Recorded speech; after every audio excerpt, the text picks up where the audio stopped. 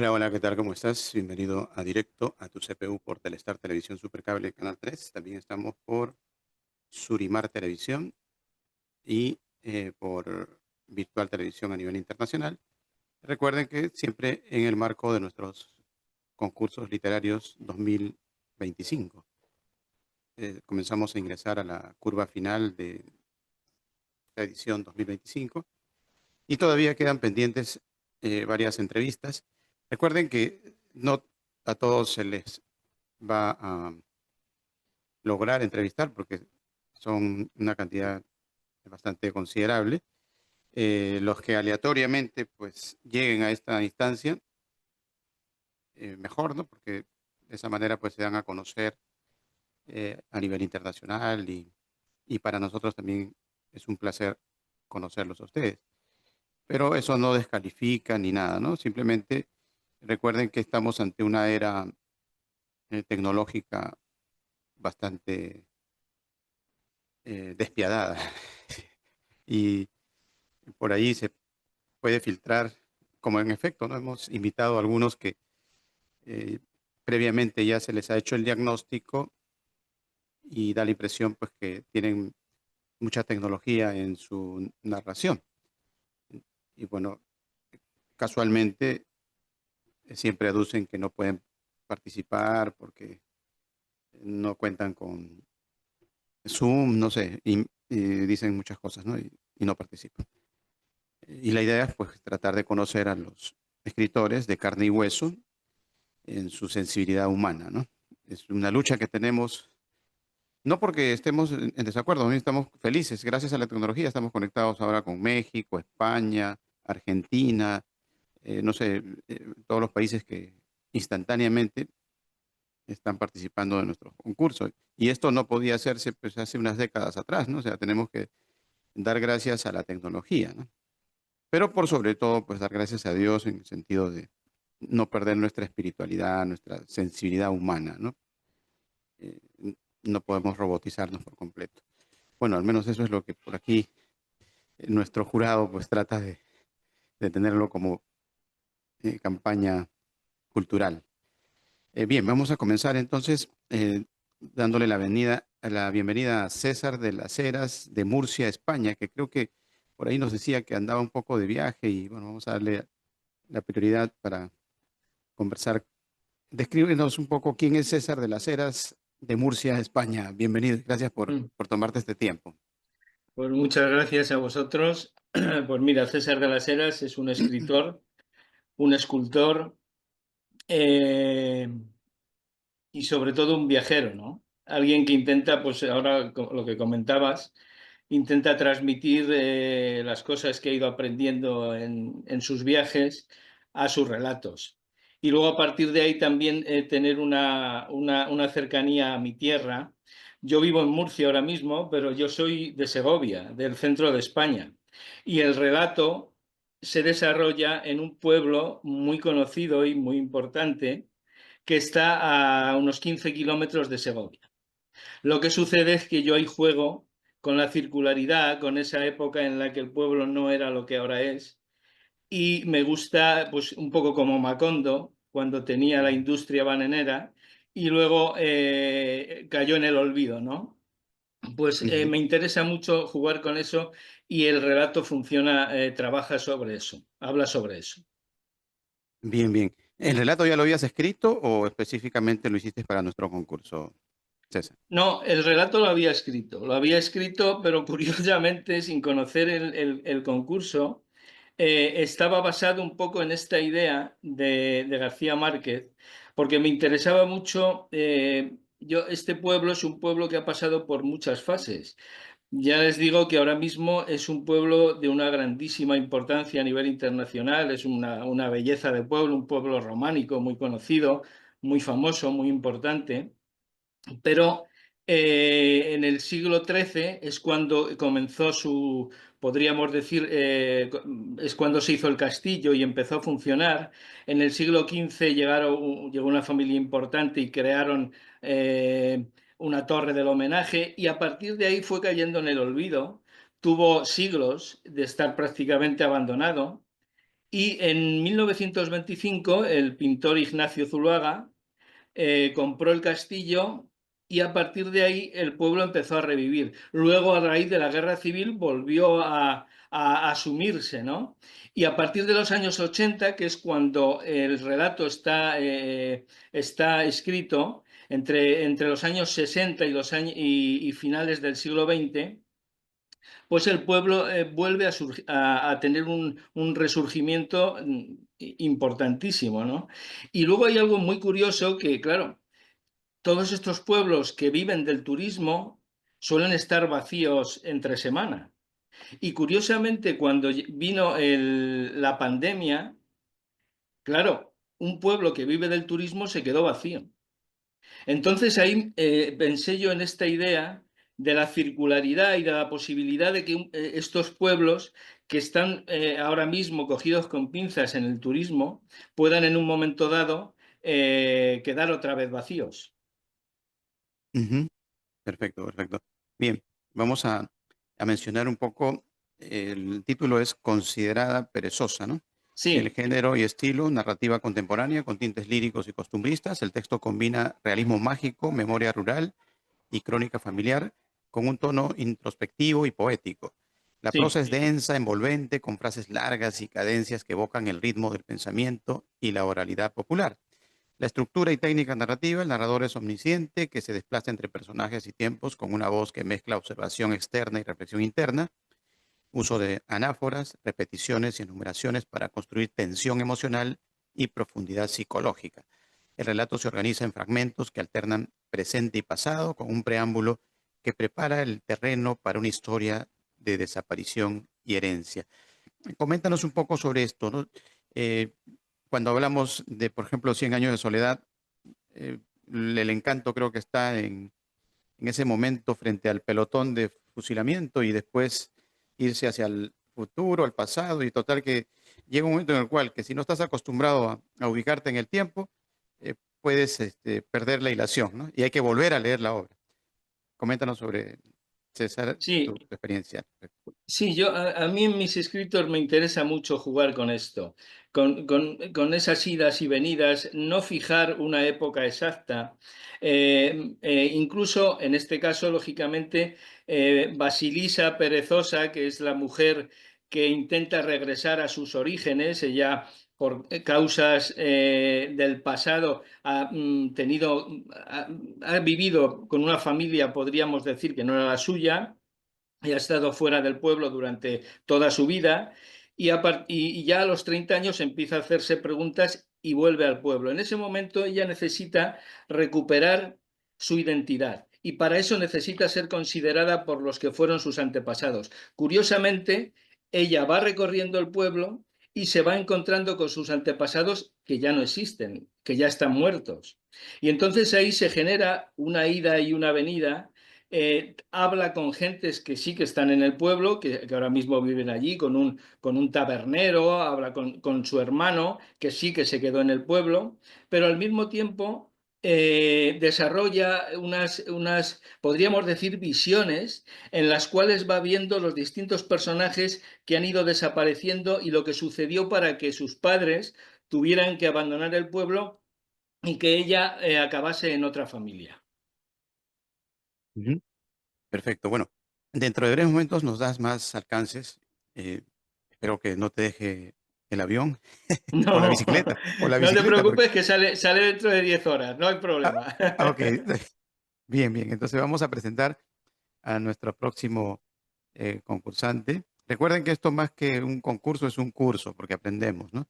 Y aprende nuestra audiencia, ¿no? Y se ilustra, incluso de cómo se elabora este tejido narrativo, que a veces resulta un poco complicado para algunos, pero que es así como nos lo explica César. Tiene una lógica bastante simple y al mismo tiempo profunda, ¿no? Que es la que envuelve y que solía usar el Gabo y Mario Vargas Llosa, por ejemplo, ¿no? Un especialista en la materia. Vámonos con Adán Dionisio Flores Corral. Estamos empezando ahora con los varones, ¿no? Disculpen las damas. Bienvenido, Adán. Coméntanos Muchas gracias, muchas gracias. sobre ti. Háblanos sobre ti. Bueno, de su servidor es catedrático, doy clases y doy lástima en el Tecnológico de Sonora, el Tecnológico de Hermosillo. Soy de profesión economista, estudié mi maestría en finanzas y mi posgrado es en ciencias económicas, ¿no? El motivo por cual yo escribo, pues yo no me considero un escritor. Perdón, ¿cómo te llamas, compañero? Jorge, Jorge. Jorge. Ajá, Sí, Jorge, compañeros, amigas y amigos, yo soy un simple cronista de lo que veo en el día a día, de lo que es mi situación, de lo que es en mi alrededor. Eh, Uno no tiene la magia en los dedos, pero tiene la capacidad de ver y observar y platicar qué es lo que pasa en el entorno inmediato. Pero bueno, yo nazco en el sur de Sonora. El sur de Sonora fue la Revolución Verde, donde se sacaron los cultivos con Norman Borlaug, el científico norteamericano que le dio alimento a toda la humanidad y de hecho fue ganador del Premio Nobel de la Paz precisamente por eso. Y de un campo próspero pasamos a una situación distópica actual. Yo a mi género le llamaría distópica realista o distopía actual, donde pasamos de ser la segunda o dentro de las 5 o 10 mejores ciudades para vivir en México y en 10 años pasamos a ser la segunda más violenta a nivel mundial, ¿no? En el caso de mi ciudad natal, Obregón, ¿no? En Cajeme. Bueno, básicamente, y ahorita pues vivo en la capital del estado de Sonora, sigo todavía con la docencia, trabajo para el Congreso del Estado de Sonora, soy uno de los economistas que tienen ellos para sus análisis y sus bases, ¿no? Es más o menos lo que soy y dónde estoy. ajá. Ahora, ¿cómo llegas a nosotros y si Ujú. escribiste específicamente para el concurso o ya lo tenías escrito? No, no, normalmente, bueno, ya tengo yo algunos escritos que hago en mi rato de insomnio. Tengo dos grandes aficiones, es el fútbol y la escritura, pero en el fútbol nunca me han dado reconocimiento, ¿no? En el que sí me han dado un poco más reconocimiento ha sido en las escrituras. Este relato lo escribí, o sea, hace 3 años, platicando con una señora que su hijo sufrió desaparición forzada en el sur del estado, ¿no? Y el chavo apareció en una osamenta, en un campo 2 años después, ya, ya los puros huesitos, ¿no? Ya los puros huesitos, ¿no? Y por el análisis mitocondrial, pues se olvidó, ¿no? Pero esa historia surgió hace mucho tiempo. Nada más yo soy un simple observador que no empezó a platicarlo, ¿no? Platicando aquí con la persona, ¿no? Igual también tengo otro ensayo que es la vida de un sicario, ¿no? Y ese sí me dieron, a nivel nacional en México, sí me dieron un reconocimiento, ¿no? Pero también es una historia que a mí me platicaron que yo conocí y que simple y sencillamente narré, ¿no? Pero esto ya lo Bien, tenía hace tiempo, ¿no? bien, bien, bien. Bueno, tú nos presentas el Torno a Macondo, paisajes de interior, ¿no? No, ¿Sí? este es de Esperanza, No, ¿no? Sí, este es de Esperanza. El tuyo Lágrimas es del Alba. Lágrimas del alma, ¿no? Sí, ya, ok, Lágrimas del alma, sí. El Ujú, género, pues, es el tiro narrativo testimonial social con fuerte carga emocional y crítica estructural. El texto se ujú, inscribe en la tradición del realismo social latinoamericano, con ecos de crónica, confesión y ujú, denuncia. Estilo intimista, directo y desgarrador, con uso del lenguaje popular, ujú, regionalismos y expresiones coloquiales que refuerzan la autenticidad. En la estructura, la técnica, tenemos pues que la narración es en segunda persona, que interpela ujú, directamente a la protagonista, generando una ujú, atmósfera de introspección y culpa. El uso de flashbacks y saltos temporales para reconstruir la historia de vida de Joaquín y su madre, alternancia entre diálogo, monólogo interior y descripción que permite una inmersión emocional profunda. Hay personajes como Arminda, madre trabajadora resiliente, marcada por la culpa, el abandono y el miedo. Joaquín, hijo ausente, víctima del entorno, de la negligencia estructural y del legado paterno. El padre de ujú, Joaquín, figura violenta, drogadicto, ausente, que encarna el ciclo de destrucción familiar. Y la ujú, vecina y madre de Armindas, voces secundarias que aportan apoyo, advertencia y memoria. Coméntanos, ujú. ¿alguno de ellos literalmente existe o son todos invenciones? Ujú. Mira, yo crecí en la colonia de las populares más peligrosas del sur del estado de Sonora y la mayoría de las personas que están ahí, la mayoría, todas existen, están inspiradas en alguien, es un concreto real. De hecho, muchos amigos míos que fuimos a la escuela juntos, pues ya fallecieron víctimas de la violencia y el crimen organizado en estas regiones. No todo México es violento, ¿no? Pero hay zonas donde se concentra, y en este caso, donde yo crecí, es una zona en la que se concentra. Tanto Armida es un testimonio real, lo que sucedió un levantamiento armado a unos muchachos, iban por uno o por dos, pero pues se llevaban a toda la bola y ya no encontraron a ninguno, ¿no? Hasta 2 años después o 3 años después, ¿no? Pero todos esos personajes son personajes inspirados en una persona que vivió esa realidad, ¿no? Que fue con la que yo crecí también, ¿no? Ujú. Ese fue mi entorno. Eh, Bien. Bueno, en la parte ya de la profundización, de pronto en ujú, tu monólogo interior y tu descripción, entonces ha ujú. sido un poco más fácil de pronto simplemente recrear lo que de alguna manera has vivido, ¿no? Sí, sí, a mí me gusta mucho escribir más que en primera persona o en tercera, me gusta el decir, y tú viviste, y tú, como si el que estuviera leyéndolo lo viviera, ¿no? Pero en este caso lo hice o lo narré desde la segunda persona, desde, expectando, como una crítica social también. Porque mira, si bien es cierto, nuestro vecino del norte nos acusa de muchas cosas, también te voy a decir una cosa. Los gringos consumen droga con singular alegría. Estamos frente al mercado número uno consumo de drogas, y aunque digan que el narco mexicano es terrorismo, pues le están vendiendo armas a lo tonto, ¿no? Y eso también ha sido un caldo de cultivo perfecto, ¿no? O sea, pero bueno, eso dentro de la narrativa, básicamente es una crítica a lo que es la sociedad, es un testimonio de los tantos que hay, y que no se pierdan, ¿no? Porque si hay algo muy hermoso para nosotros como mexicanos, es la madre, ¿no? La mamá. Para nosotros es lo más sagrado que podemos tener aquí como hombres, es tu madre, es lo más importante, ¿no? Y en este caso, pues, podemos ver el dolor de una madre soltera, de una madre que pues está buscando en la mayor desesperación, abandonada por un Estado, por la sociedad, junto con otras mujeres resilientes. Y si ustedes buscan un poco, van a encontrar testimonio de los que son las mujeres buscadoras de Sonora, que se dedican a buscar los huesitos de sus hijos que están repartidos por todo el estado de Sonora. Y el estado de Sonora es el segundo estado más grande de México.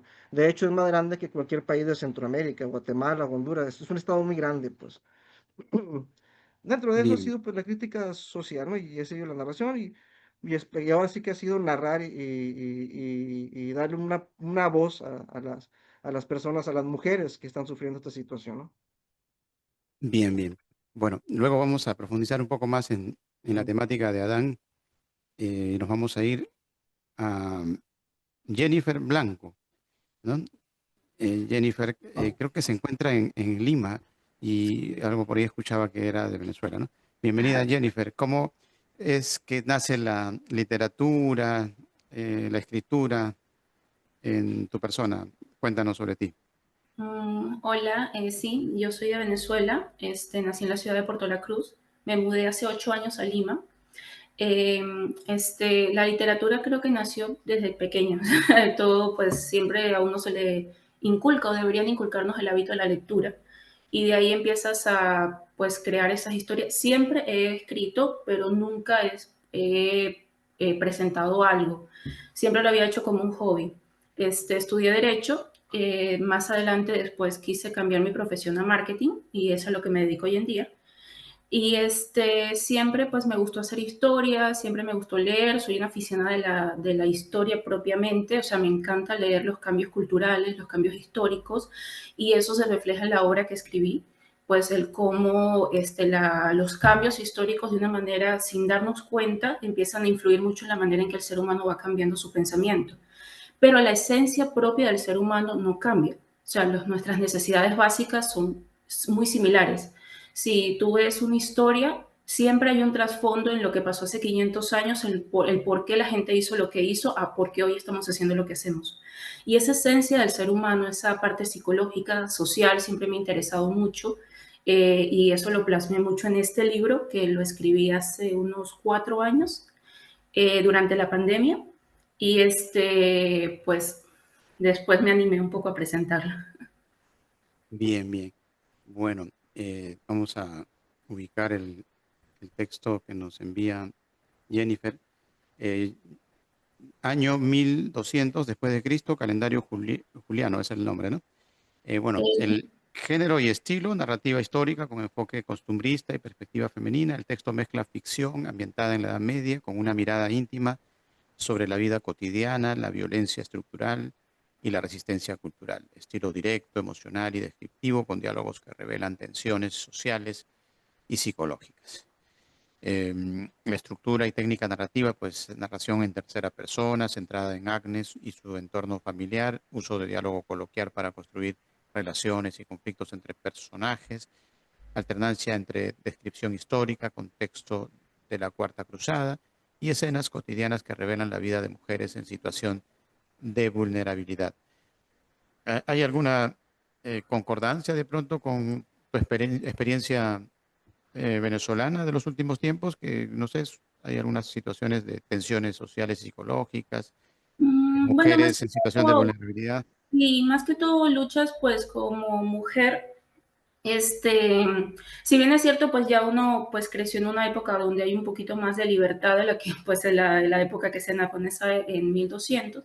El libro se llama Es el poder de origen, si empieza con 1200, el año 1200. Más que todo es la lucha de la mujer para tomar decisiones en base a eso, precisamente la toma de decisiones, porque siempre el panorama es sentido que a veces es muy cefado para la mujer, como no se tiene tanta libertad a la hora de tomar decisiones, y el libro se narra mucho en esa libertad que puede tener una persona para crear su propio destino. Si en verdad la mujer puede llegar a tomar esas decisiones y si eso va a repercutir en un futuro, en todo lo que ella puede llegar a hacer el día de mañana. Esa libertad es lo que a mí me ha apasionado mucho y eso es lo que se centra en mi personaje principal, en la lucha de la mujer por decidir. No necesariamente se narra en el feminismo ni nada por el estilo, sino es el poder que uno puede llegar a tener para tomar decisiones y obviamente hacerte cargo de las decisiones que estás tomando. Ujú. Bueno, de Venezuela se dice que es el país de las mujeres y creo que no se equivocan, ¿no? Y no solamente por su belleza, sino porque efectivamente las mujeres son las protagonistas de la película. Cuando uno viaja por allá, por las ciudades, vas a encontrar mujeres haciendo muchas labores, incluso de hombres, ¿no? Normal, ¿no? Normal. Sí, Y lo hacen con una hidalguía y una tranquilidad que el hombre incluso resulta hasta relegado. La última palabra la tienen las mujeres. No sé si me equivoco. sí, por ejemplo, en la zona donde yo vivo, que es el oriente, suele verse mucho las mujeres cabeza de familia. Inclusive en hogares donde hay hombres, las mujeres suelen tener el sustento más alto, o sea, ellas son las que tienen el mejor ingreso. En la mayoría de las empresas, las mujeres suelen tener mejores cargos. Inclusive en el sector educativo, pues se ven muchas mujeres pues dando clases a nivel universitario de algunas materias que en otros países son meramente manejadas por hombres. Entonces, para mí siempre ha sido muy normal la figura de la mujer líder, la figura de la mujer pues fuerte, que toma decisiones y eso, y que tiene voz y voto. O sea, que ella de pronto dice, yo no quiero que esto pase y que su voz se tiene que escuchar. Pues siempre se nos dice que somos mujeres aguerridas, pero en mi entorno fue muy normal. Crecer en un entorno donde hay mujeres, donde ellas son gerentes, son empresarias, montan sus propias empresas. En Venezuela, por lo menos en la parte sociocultural, se suele ver también que las mujeres pues son las que suelen tomar la última decisión en el hogar. Cualquier cosa pues que se hace, pues aunque se pueda ver de una manera chistosa de que no, yo le pregunto a mi esposa, no, es que mi esposa no me dio permiso, pero es porque a la final la decisión de la mujer se es muy tomada en cuenta. Claro, obviamente hay de todo, pero esos son ya familias disfuncionales, problemas de otro tipo. Pero sí, pues se suele ver que la mujer es muy capaz y creo que eso puede pasar en cualquier país, pero al menos en nuestro entorno se nos dio la libertad para poder mostrar esas capacidades. Ujú. Sí, bueno, hay algunas cosas un poco ya de pronto que no sé si le puede parecer bien o mal a las personas. Es que una dama, por ejemplo, te puede decir después de tener una relación que no quiere saber nada de ti, que si nace ese hijo es para ella, que ella lo va a criar y que no le interesa el padre. Es más, te bloquea para siempre y chao. Tal vez por ahí tuviste un hijo y no pasó nada, ¿no? Pero para ella es simplemente el desafío de tener un hijo, pero criarlo ella ser padre y madre con la soltura y tranquilidad del mundo, absolutamente. Lo que no ocurre, por ejemplo, con las mujeres de otros lugares, ¿no? Yo al menos no me he chocado con otros países que tengan esa soltura, pero la mujer venezolana tiene esa fortaleza, ¿no? O sea, de asumir absolutamente la conducción de una vida, ¿no? Incluidos los tiempos actuales, donde pues sabemos que hay crisis económica, social y todo lo demás, incluidos los tiempos actuales. No sé qué nos puedes decir tú, Jennifer, como dama. Bueno, sí, la figura de la madre soltera, más que una imposición, a veces en Venezuela es una elección.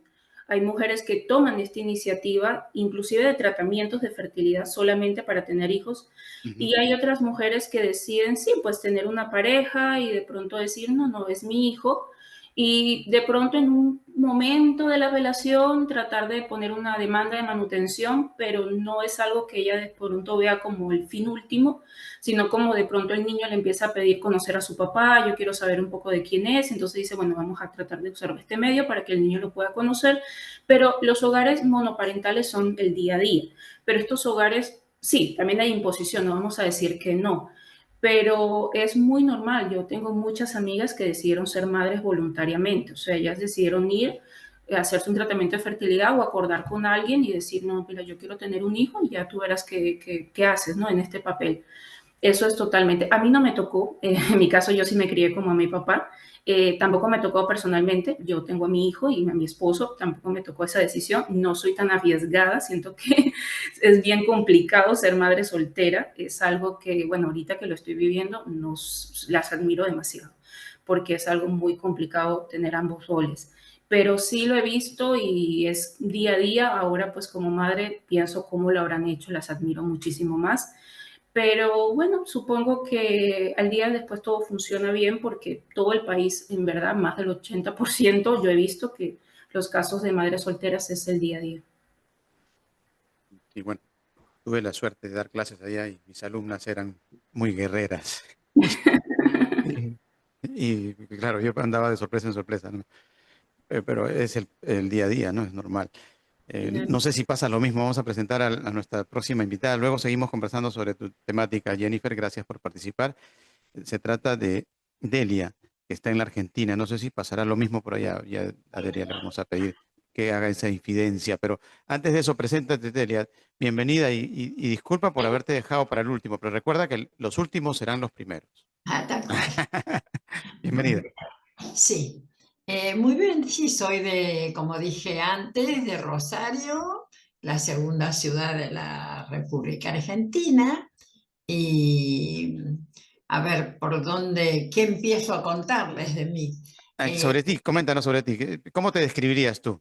A ver, para conocer. Bueno, a ver, en cuanto a mi formación, yo vengo de las ciencias duras. Soy licenciada en química, hice el doctorado en química, pero toda la vida me atrajo desde muy chiquita, me atrajo la literatura.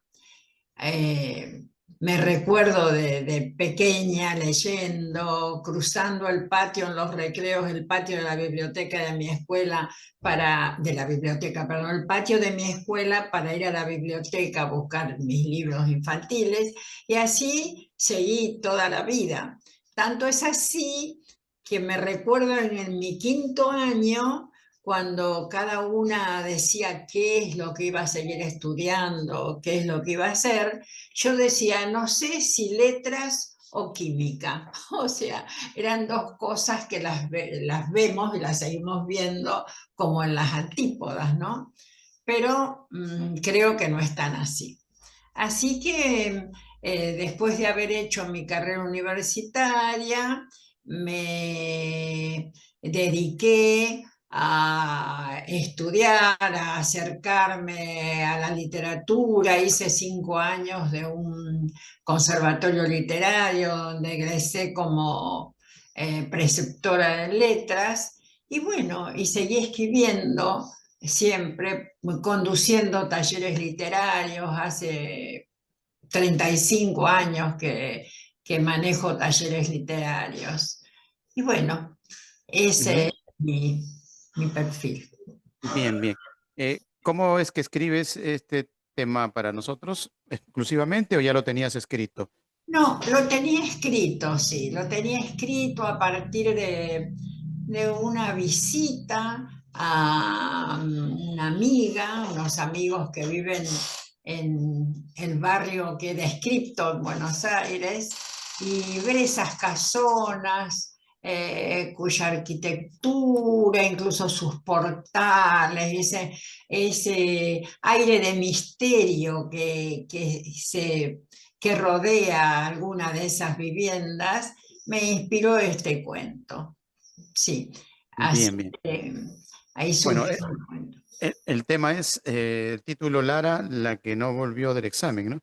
El tema, el fracaso como umbral hacia lo desconocido, el género realismo fantástico, terror psicológico, el tono poético, sombrío, introspectivo. El escenario, pues Buenos Aires, nocturna, lluviosa, fantasmal.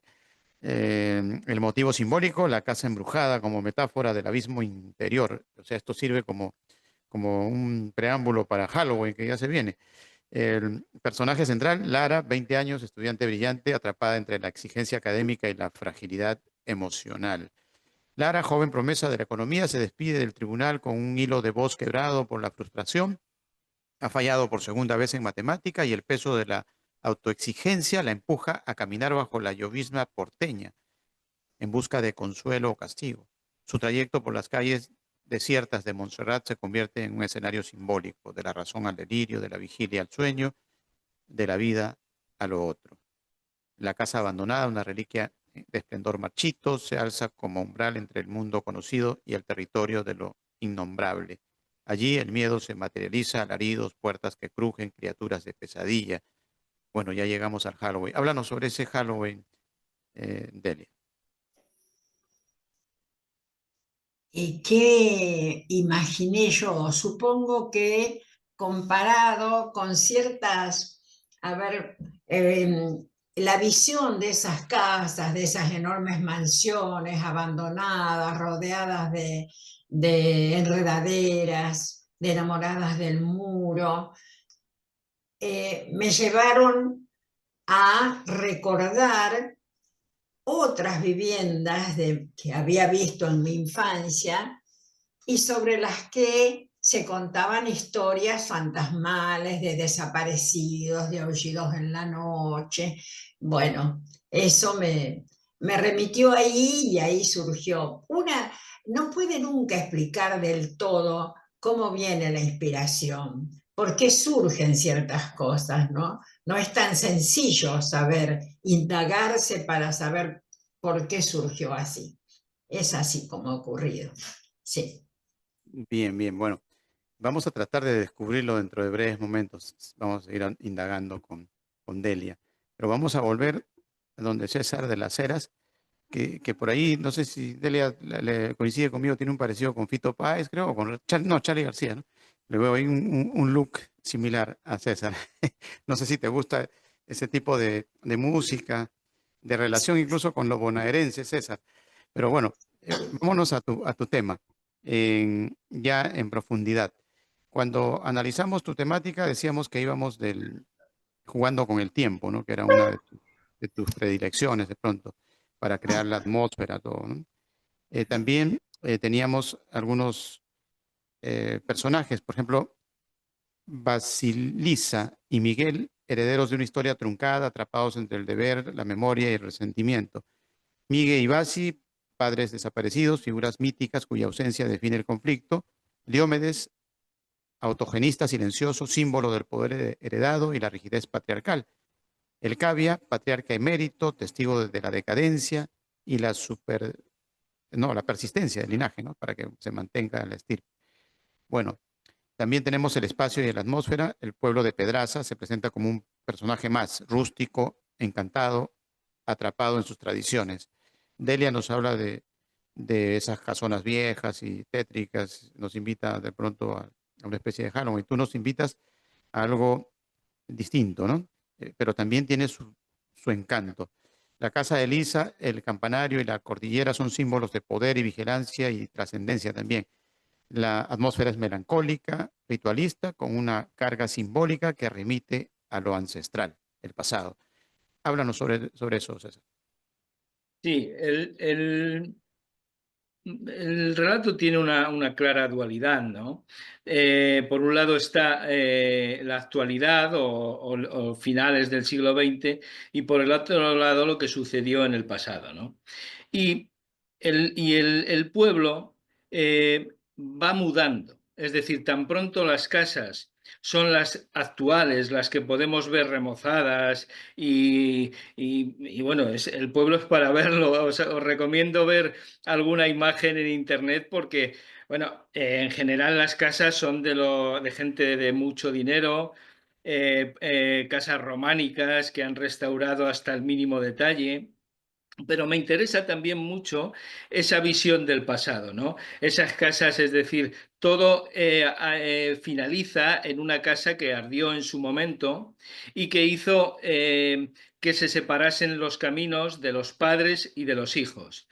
Y en el transcurso entre el pueblo y la casa en la que sucedió este hecho, van pasando cosas y Basilisa sale del pueblo para bajar a una quebrada y luego sube hacia esa casa donde sucedieron el hecho no hecho luctuoso, fue un incendio y a partir de ahí una separación familiar. Ujú. Algunas preguntas del jurado. ¿Cómo surgió la idea de los personajes Basilisa y Miguel? ¿Tienen inspiración real? No, no tienen, bueno, en general siempre bebemos de lo que conocemos, ¿no? Pero no tienen una inspiración real, es decir, es todo ficticio, eh, basado lógicamente en cosas que yo conozco, ¿no? Bien, bien. Bueno, otra pregunta por aquí. ¿Qué papel juega el campanario como símbolo de poder y vigilancia? Bueno, el campanario, lógicamente, en España y más en Castilla, en el centro de España, es de una importancia vital. Es decir, lo que ha significado el catolicismo, el cristianismo a lo largo de los siglos en la anciana Castilla y en España en particular, y nos podemos desarrollar en la conquista de América, es decir, podemos ir a miles de sitios a partir de lo que ha significado el credo y la creencia y el cristianismo, ¿no? En estos pueblos de Castilla, todos, o sí, prácticamente todos tienen su iglesia y su campanario. Y el campanario es fundamental. De hecho, hay campanarios que se ven prácticamente a 50 kilómetros, sobre todo este, por ejemplo, de Pedraza, desde lo que es la cordillera, que es la Sierra del Guadarrama, se ve desde muchos lugares. Y entonces, eso significa un signo de poder, del poder prácticamente. Aquí hay dos poderes, ¿no? Los perezosa, que son los mandamases, podríamos decir, del pueblo, y luego ese poder del cura, del credo, que lógicamente lo inunda todo. De hecho, el padre de Basilisa y de Miguel tiene que irse prácticamente porque el cura en un momento dado le dice que lo mejor que puede hacer es marcharse. Tengamos en cuenta que antiguamente, por lo menos aquí en España, las herencias las heredaba el hijo mayor y los demás hijos se tenían que buscar la vida. Esto es lo que sucede aquí. Tenemos el cavia que en un momento dado cede parte del negocio y la herencia pasa al hijo mayor y los demás tienen que buscarse la vida. Ujú. Bien, bien. Bueno, tenemos otra pregunta más. ¿Qué significa acude hasta el lugar donde los muertos yacen, como epígrafe? ¿Es una invitación a la memoria? Efectivamente. Es decir, Basilisa tiene que recuperar su conciencia, tiene que recuperar su identidad, tiene que volver a sus orígenes. Y entonces en un momento dado ella vive en Alicante, y entonces en un momento dado habla con sus padres adoptivos y les pide por favor que les cuente, que le cuenten la verdad, que le digan lo que sucedió. Y entonces ella entiende que su origen es Pedraza y regresa a Pedraza. ¿Con qué fin? Pues con volver a hablar con sus muertos, con saber quién es ella misma, con recuperar su identidad, su naturaleza, su origen, y a partir de ahí poder seguir adelante. ¿Por qué eligió Pedraza como escenario? Pregunta un jurado. ¿Qué simboliza ese pueblo? Pues ese pueblo, como decía antes, me interesa mucho por la circularidad, por lo que ha sido, por lo que es y por lo que probablemente algún día acabe siendo, ¿no? Es decir, nosotros pensamos en el mundo actual que somos inmortales, que esta civilización perversa y fascinante que hemos creado es eterna, y lógicamente solo hay que mirar la historia para saber cómo las grandes civilizaciones han ido desapareciendo, ¿no? Es decir, Pedraza es un pueblo muy significativo, porque en un páramo, en un lugar prácticamente en el que hace 50, hace 100 años no había nada, en un cerro, justo en lo alto del cerro hay un castillo y unas casas, ¿no? Y se accede pues, por una cuesta muy empinada, y ese pueblo que en su momento de repente alguien vio el cerro y decidió hacer un castillo, ha ido fluctuando a lo largo de los siglos desde ser un pueblo importante a estar prácticamente abandonado. Entonces, esa circularidad me ha interesado mucho. Te comentaba antes, Jorge, no sé si te puedo tutear. Sí, sí, sí. Te comentaba antes, Jorge, que me interesaba mucho esa idea del Macondo, de cuando la industria bananera había conseguido que ese pueblo fuese un pueblo industrialmente importante y luego cómo queda abandonado. En este caso nos encontramos ahora mismo en un momento álgido. Indudablemente este pueblo Pedraza es ahora mismo un pueblo de grandísima relevancia y de gran importancia, pero ha tenido a lo largo de los siglos una fluctuación inmensa. Y lógicamente en el futuro la volverá a tener, porque el pueblo no tiene ninguna industria, prácticamente la explotación de las tierras, de la ganadería, pues prácticamente ha quedado relegada. Ese pueblo vive del turismo exclusivamente y de la gente rica que tiene ahí su casa. Durante semana queda vacío y los fines de semana se llena de gente. Esto no es por ser cenizo, ¿no? Pero Mm, lógicamente cuando la vida cambie y las cosas sean de otra manera, se volverá a vaciar. mm, sí. Bueno, qué lástima, pero estamos en el concurso. Recuerden que es Macondo del siglo XXI. O sea, la gente piensa que Macondo solamente hay en Latinoamérica y están equivocados, ¿no? Tenemos concursantes no solo de Europa, incluso en Estados Unidos. Por ahí hemos visto varios pueblos también con esas características que nos está explicando César. Y recuerden también que estamos dentro de Notas Migratorias, César Vallejo, para los migrantes, ¿no? Para aquellos que no están en su país de origen, también pueden participar. Bien, luego seguimos ahondando y vamos a llegar ya a la parte de la deliberación entre la inteligencia artificial y la inteligencia emocional que nos transmite César en su escrito. Vamos a ver hasta dónde por ahí han analizado al respecto nuestros especialistas. Pero vámonos con Adán Dionisio Flores. Adán, ya entrando a las profundidades de tu temática, vamos a tratar de pronto ver algunas pinceladas un poquito más estrictas, por ejemplo, en torno a los temas centrales, ¿no? que tú nos presentas.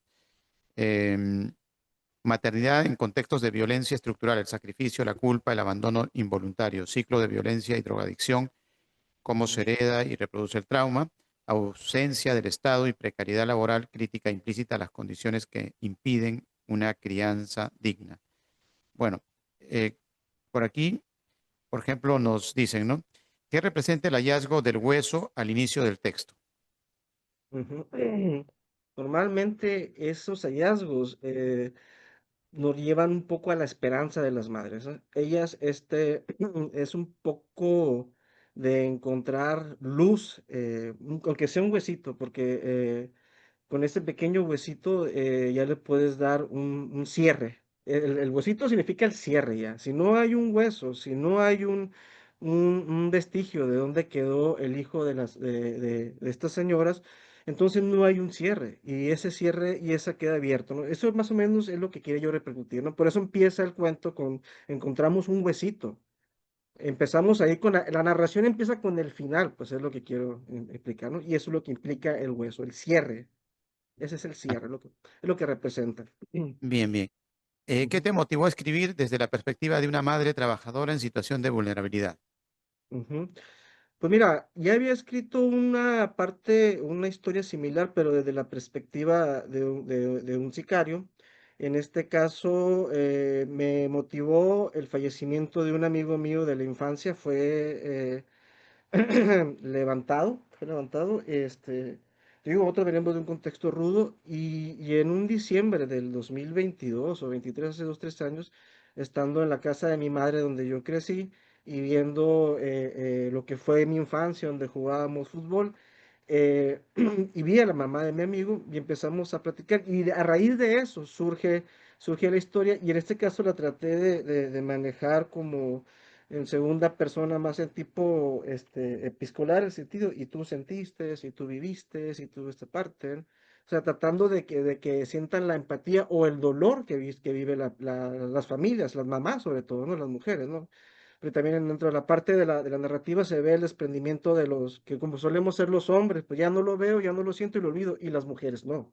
Las mujeres es una búsqueda más profunda. Pero bueno, eso fue lo que me motivó a escribir esta historia, ¿no? Bien, bien. Otra pregunta del jurado es: ¿qué papel juega el lenguaje coloquial y los insultos en la construcción de los personajes?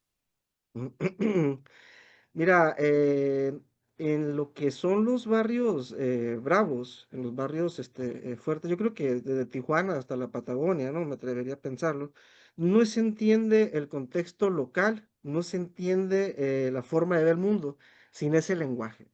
No puedes tú entender, por ejemplo, cuando me toca platicar a mí con personas que son de una clase privilegiada, su contexto, su visión de las cosas, su forma en la que se desenvuelven, está muy desprendida. Es como decía el gobernador de Nuevo León, que vive en otro mundo. Yo he visto gente que gana 50,000 pesos mensuales y es feliz. 50,000 pesos en México es mucho dinero, pues.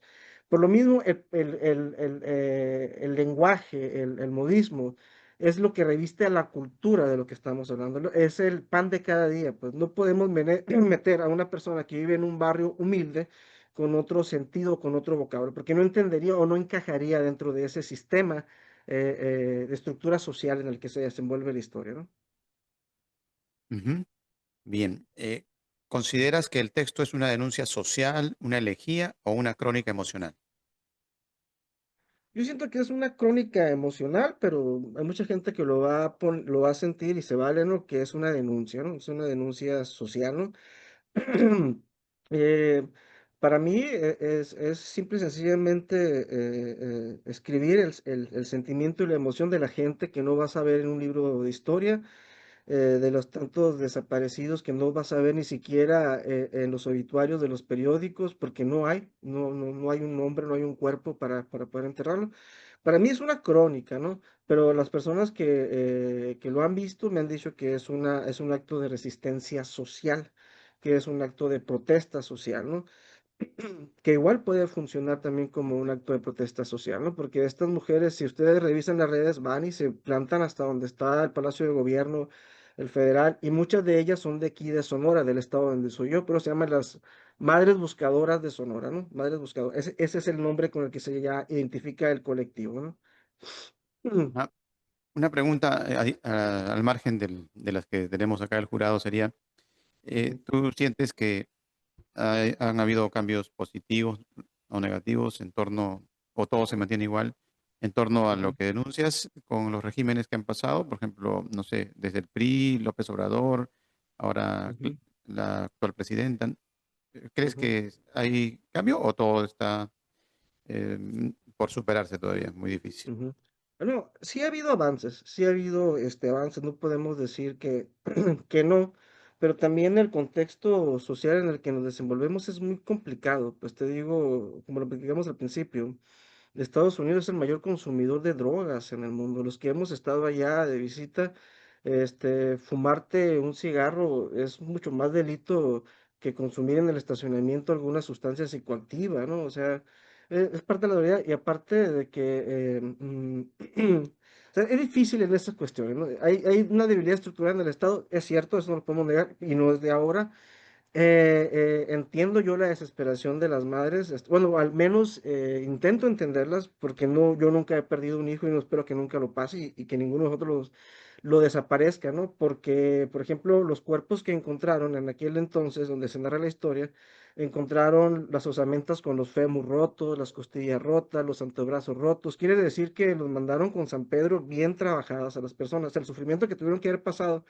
Por eso al final de la historia dice, todos imaginamos lo que pasó el hijo de Trini, por cómo encontraron los cuerpos de esos muchachos, ¿no? Sí hay un avance, pero tenemos que seguir alzando la voz, tenemos que ir trabajando sociedad y gobierno y sí tenemos que seguir buscando, porque si no, los pocos avances se vuelven olvido muy rápido. Lo mucho que tú empujas, si dejas de empujar, rápido se vuelven olvido, ¿no? Desde mi Ajá. punto de vista. Bien, bien. Eh, antes de pasar al próximo, Gustate, ¿cómo se relaciona el título Lágrimas del Alba con el contenido del texto?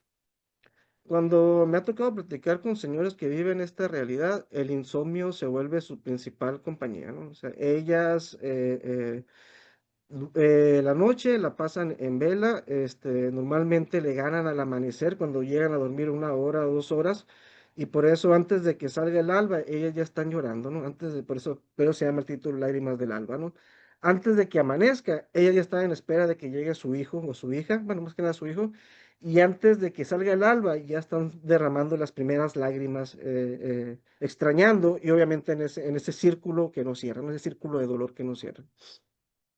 Bien, bien. Bueno, Ujú. gracias, Adam. Luego seguimos ya para la parte de inteligencia artificial. Nos vamos con Jennifer Blanco. Jennifer, hay personajes como, por ejemplo, Agnes, niña de 12 años, símbolo de inocencia amenazada y resistencia silenciosa. Madre de Agnes, figura protectora, crítica del poder militar y defensora de las tradiciones ilirias. Bueno, el Sil, mujer sabia, independiente, con aura de misticismo y fuerza interior. Ahí tenemos tres, ¿no? Una Sí. de 12 años con el símbolo de inocencia amenazada y resistencia silenciosa, o la otra eh, que hace una crítica al poder militar, y la otra, mujer sabia, independiente, con aura de misticismo. No hay una relación entre lo que acontece en Venezuela actualmente con tu narración, o me equivoco, o me equivoco. Sí, bueno, obviamente pues las mujeres en todas sus etapas siempre se nos ha mostrado que somos vulnerables y siempre se nos ha enseñado que gran parte de lo que somos de adultas tiene mucho que ver con nuestra infancia y lo que percibimos desde muy pequeñas y cómo se nos enseña a desenvolvernos en el mundo, desde el cómo atraer, y eso sí es un poco más directo, la atención masculina para nuestro beneficio y cómo poder ganarnos un poco eso.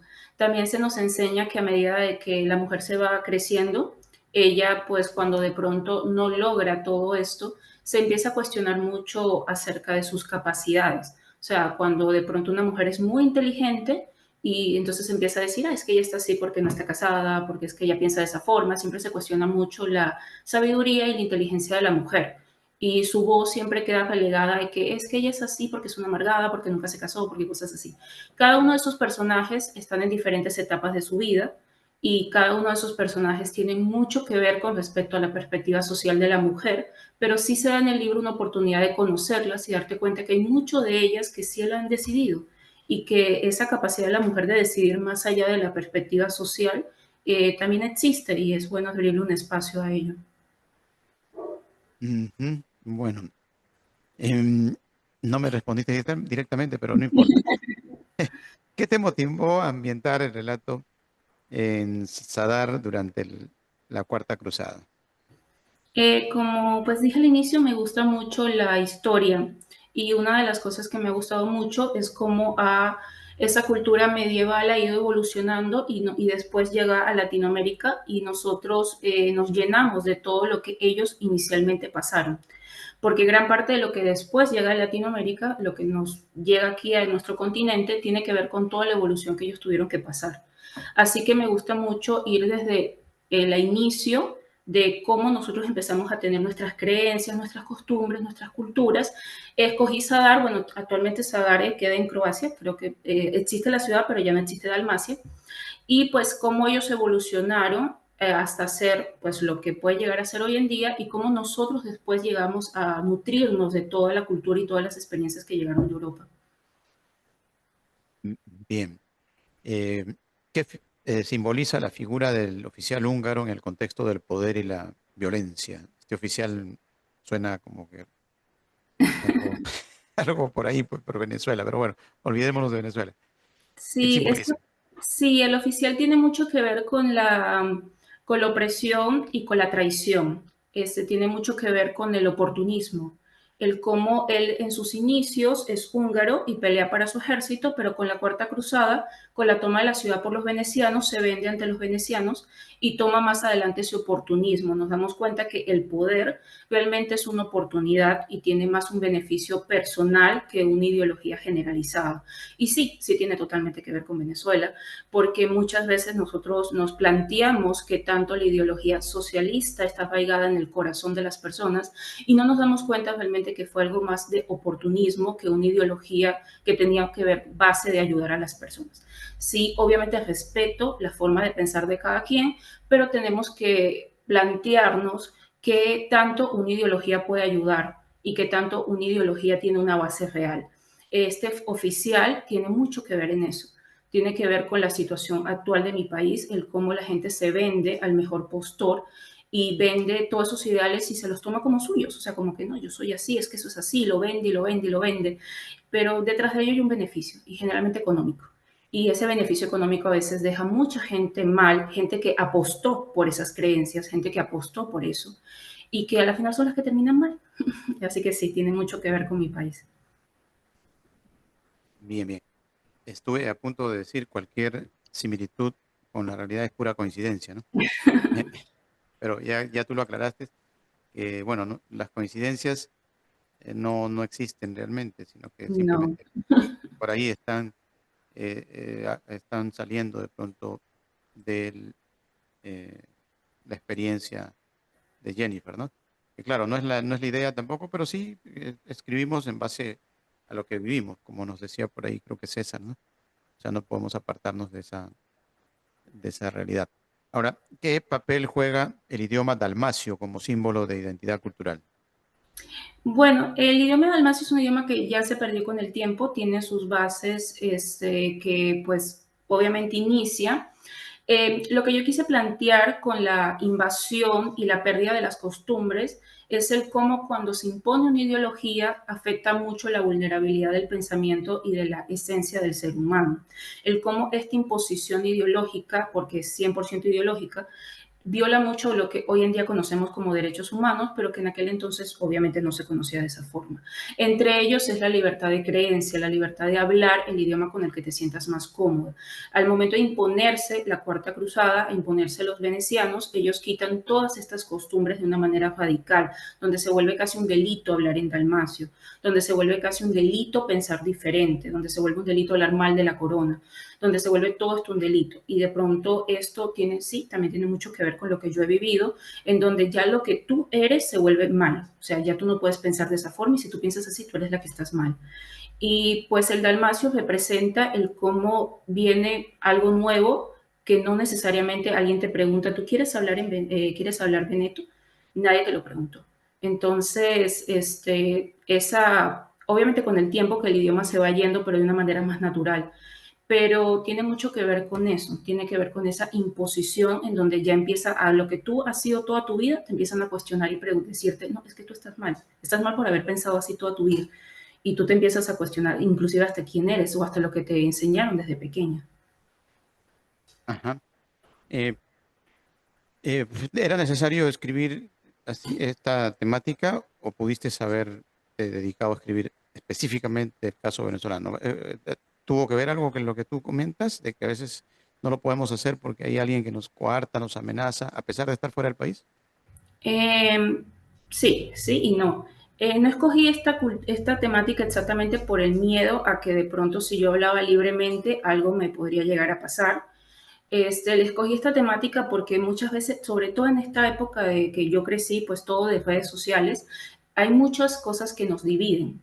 Es muy fácil si yo hablaría abiertamente de lo que pasa en mi país, la gente diría, no, eso es un problema de Venezuela y punto.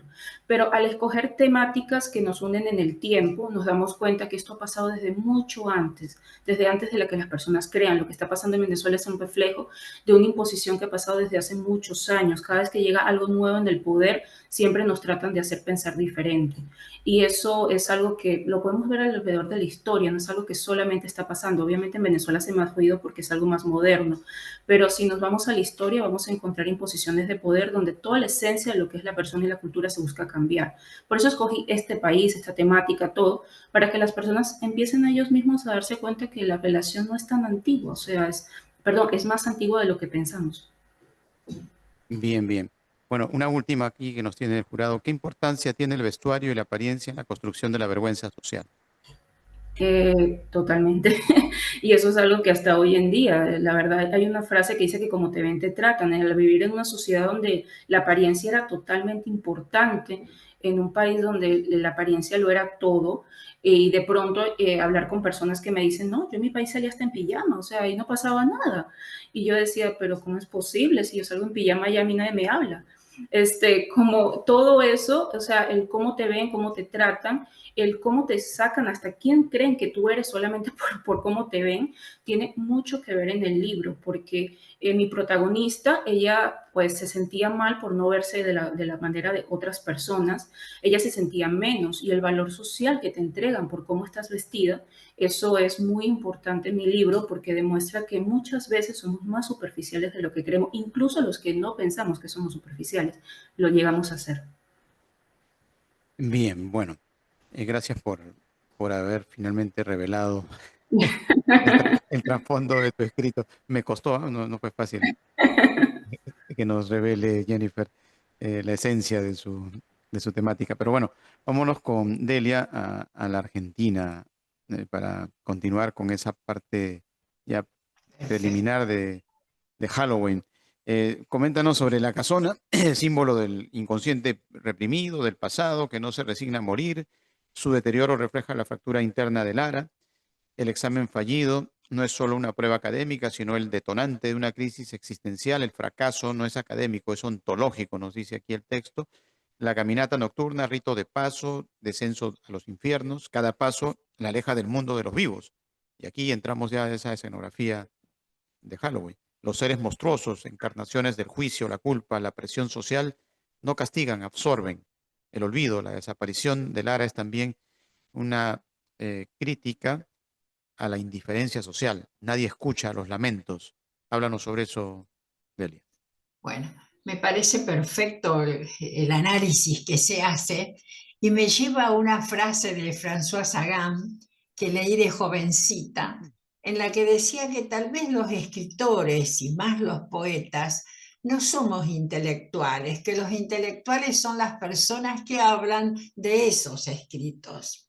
Entonces, tal vez cuando uno escribe, y tal vez en mi caso es seguro, ¿no? Tal vez no se haga el cuestionamiento de por qué eligió tal o cual figura, por qué eligió que el portón sea tan amplio, tan grande, tan antiguo, tan deteriorado, sino que las cosas van fluyendo, ¿no es cierto?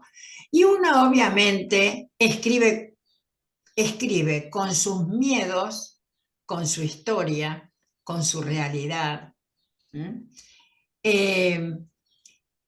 Con eso construye. Aunque se dice también que algunos dicen que los escritores son grandes mentirosos. Yo no creo que seamos grandes mentirosos, pero sí que para llegar a ser un escritor hay que ser un deformador de la realidad, a menos que se enfoquen, por supuesto, cierto tipo de literatura testimonial, pero el que escribe relatos fantásticos o mágicos, obviamente tiene que ser un deformador de la realidad. Así lo siento, ¿no? Hacer las alegorías, los animales, supongo que si no me lo planteé en el momento que escribía, pero son alegorías, porque he elegido gatos, quizá por aquella similitud con los gatos, qué significaban los gatos para los egipcios, ¿no es cierto? ¿Por qué las telarañas? Claro, el enredo, la confusión a la que nos lleva el miedo. ¿por qué elegir la llovizna?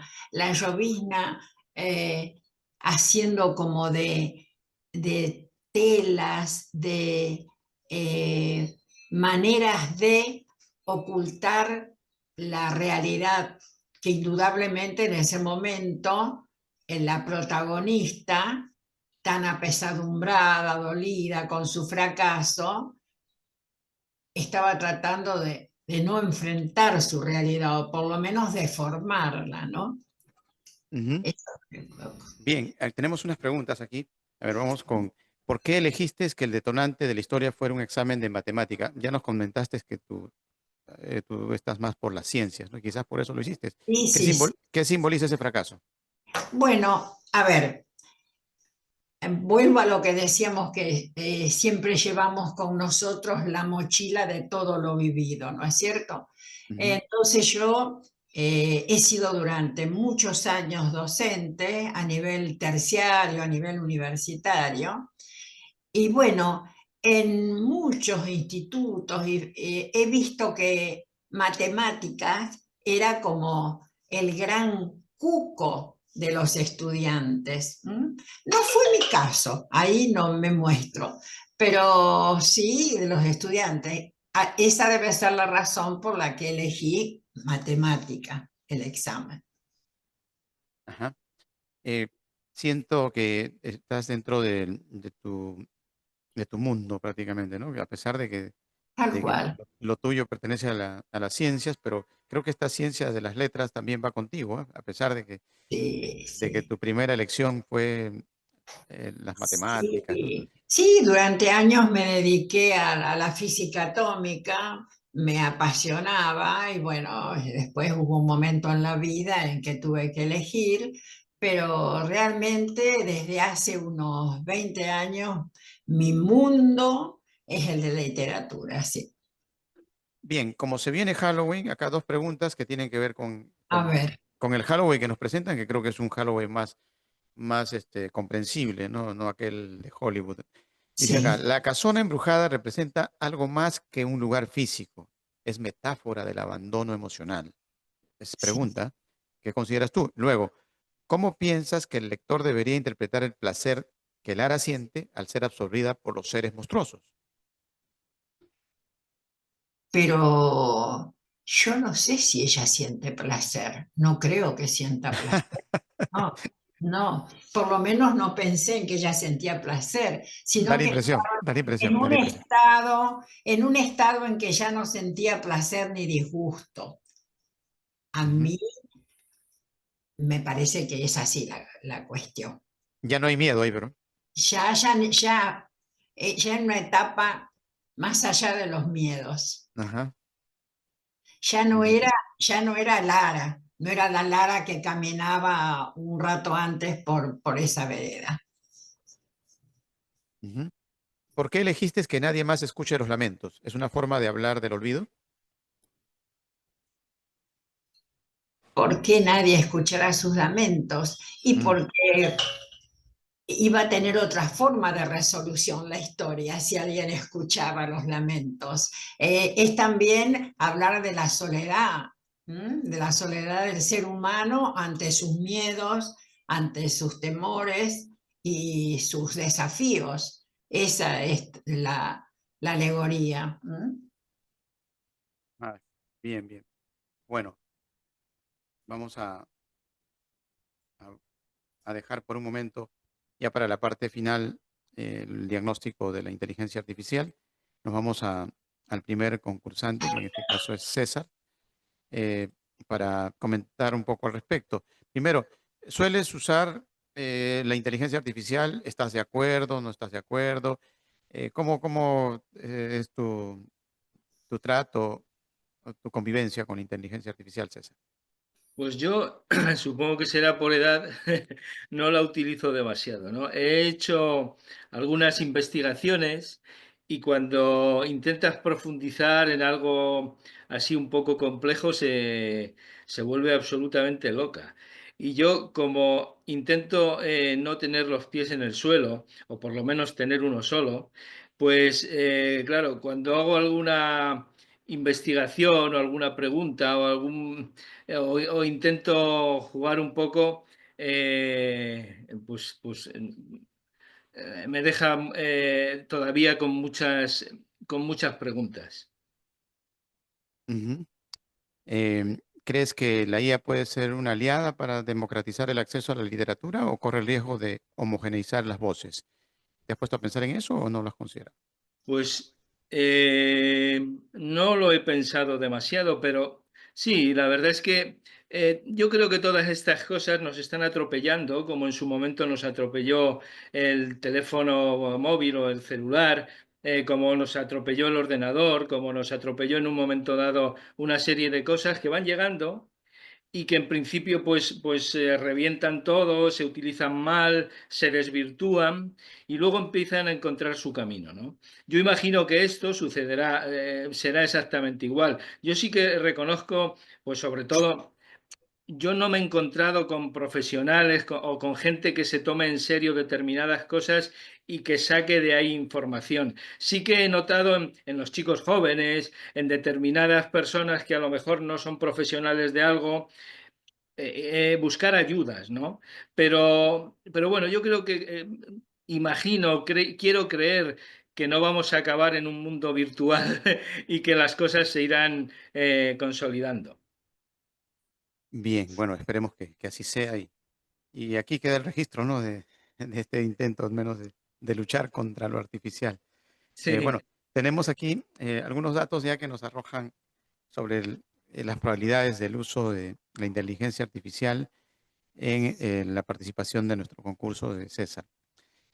Algunas estructuras repetitivas y enumeraciones extensas podrían emular patrones de generación automática, el uso de nombres con resonancia simbólica, Diómenes, Isaura, Aldebarán, El Cavia, podría haber sido asistido por sugerencias algorítmicas. Pero si nos aclaras, ¿dónde fue que nacieron este Diómedes, esta Isaura, Aldebarán y El Cavia? pues eso es sencillísimo, yendo a mi tierra. Ujú, Yo tengo familiares, tengo tíos con nombres así, con nombre, pero vamos, de hecho estos nombres podríamos decir que son de los más normalitos, porque hace 80 años, hace 90 años, sobre todo en Castilla, se utilizaba mucho del santoral. ujú.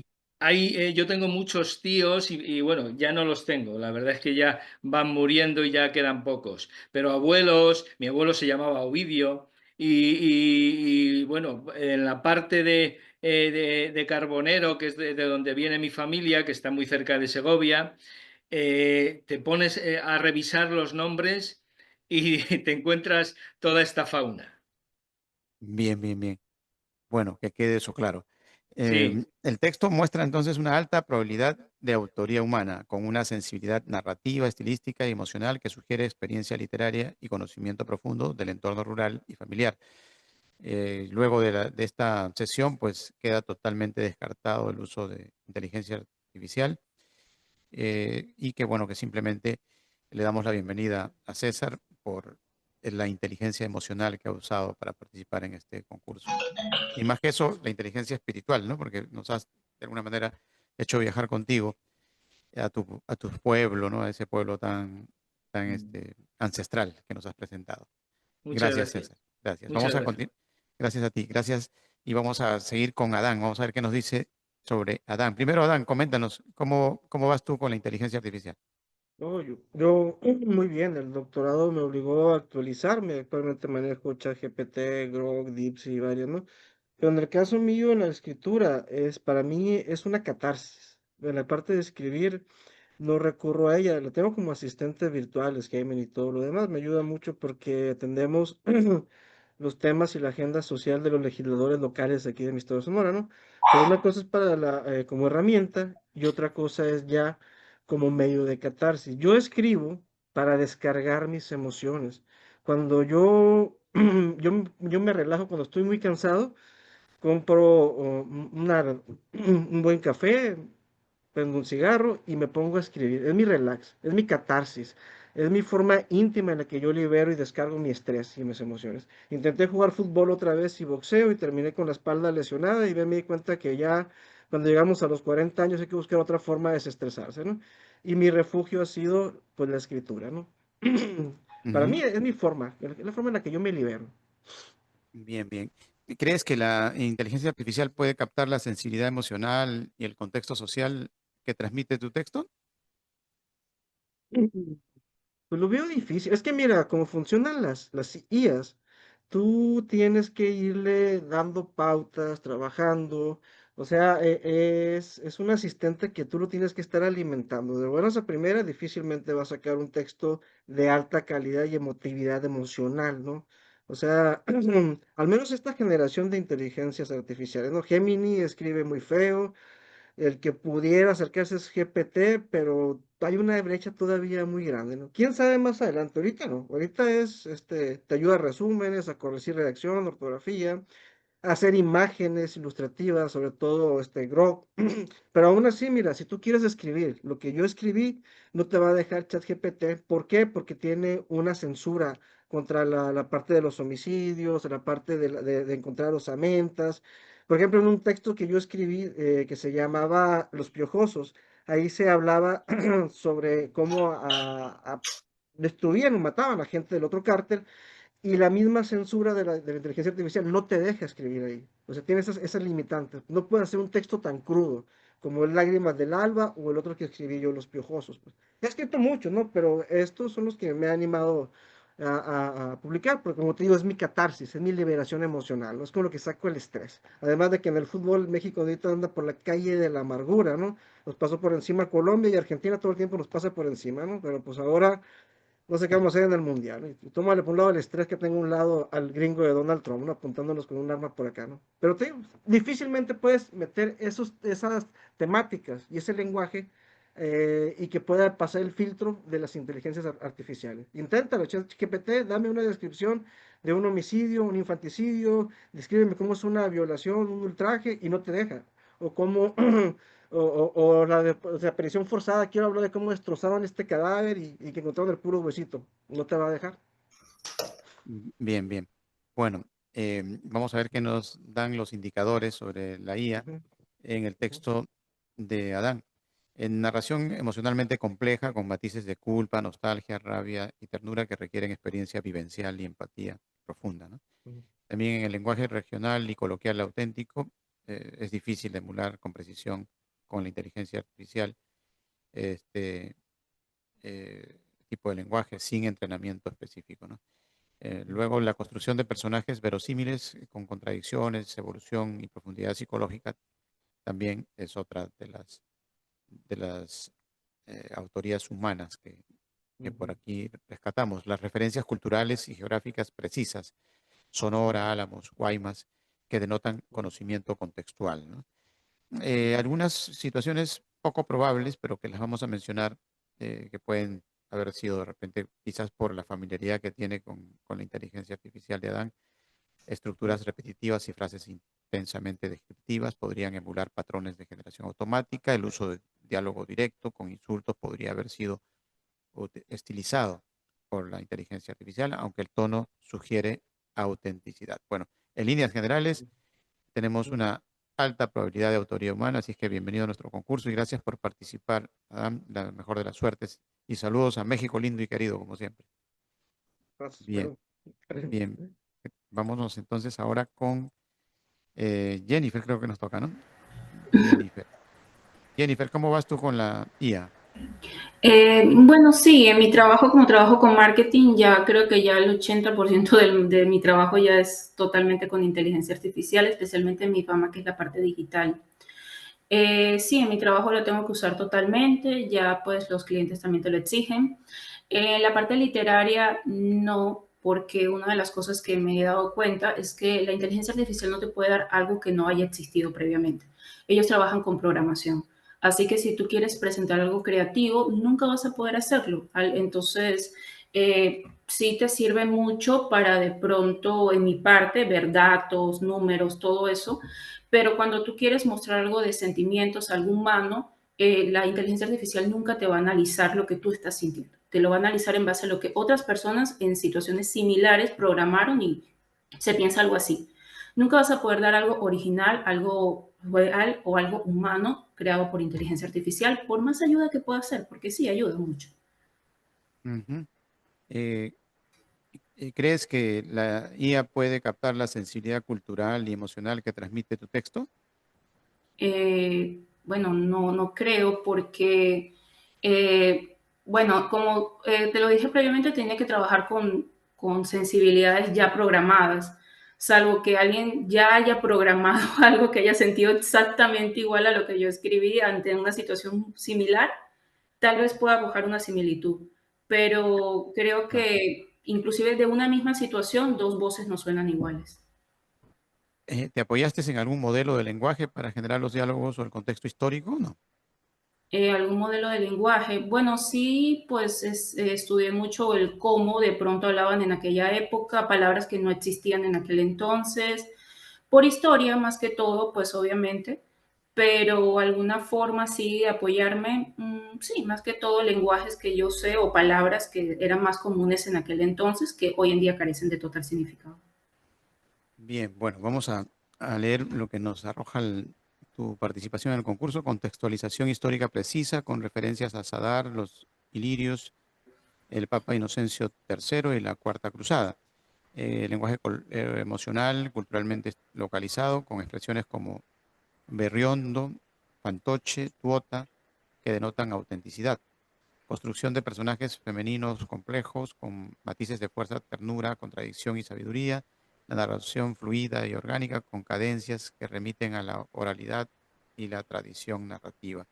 Eh, Posibles usos de IA, pues las estructuras descriptivas externas podrían emular patrones de generación automática y el uso de diálogo directo podría también haber sido estilizado por IA, aunque el tono sugiere experiencia literaria humana. Entonces tenemos la probabilidad muy alta de autoría eminentemente humana. Bien, gracias por tu participación, Jennifer. Y bueno, no sé si quieres mandar saludos de pronto para allá, para Venezuela, para Caracas, para Puerto La Cruz, ¿no? Bueno, ahorita ya no tengo familia viviendo en Venezuela, ya todos se nos fueron de por allá. Ah, Pero ya, bueno, tal vez una tía por allá, tal vez. claro. Sí. Bueno, conozco Puerto La Cruz, mucho calor. Ahí nomás Demasiado. agarramos el ferry y nos vamos a Margarita a disfrutar de la isla. Sí. Algún día no muy lejano, cuando las oscuras golondrinas vuelvan. Bien, gracias, Jennifer. Vámonos ahora con nuestra eh, participante de Buenos Aires, Argentina, que nos ha invitado ya a estos días preliminares de Halloween, pero con un Halloween un poco más identificado con ese terror humano, ¿no? Sin fantasías. ¿Cómo vas con la IA tú? eh, Bueno, eh, ¿cómo voy? Con mucho temor al comienzo. Supongo que es un sentimiento común a muchos seres humanos, el temor ante lo nuevo, lo desconocido, aquello que no podemos manejar del todo. Pero obviamente la utilizo en lo cotidiano, en cuanto a veces a necesitar conocer la biografía de alguien que me nombran, o un dato geográfico, la ubicación de un cierto lugar, pero no recurro en absoluto para la literatura y menos para la ciencia, no, todavía no. ujú. Esa es mi postura. Bien, bien, Delia. Bueno, esperemos La uso, que nunca sí. lo hagas. Esperemos, Sí, esperemos. bien. ¿Cómo llegar a saber, no? Ese es el otro temor, si alguien lo estuvo utilizando o no.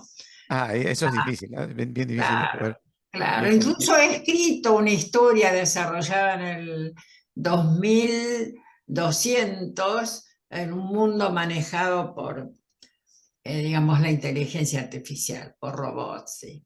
Sí. bien, bien, gracias. Delia, vamos a leerte tu diagnóstico y ya con esto nos vamos a despedir agradeciéndoles a todos.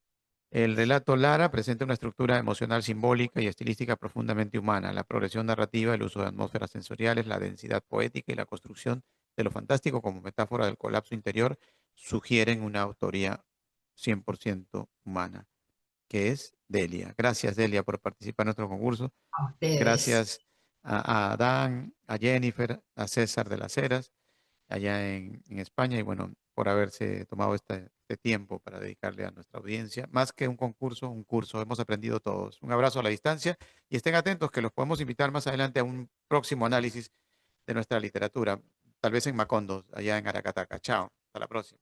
Adiós. Gracias. Adiós. Fuerte abrazo a todos. Gracias.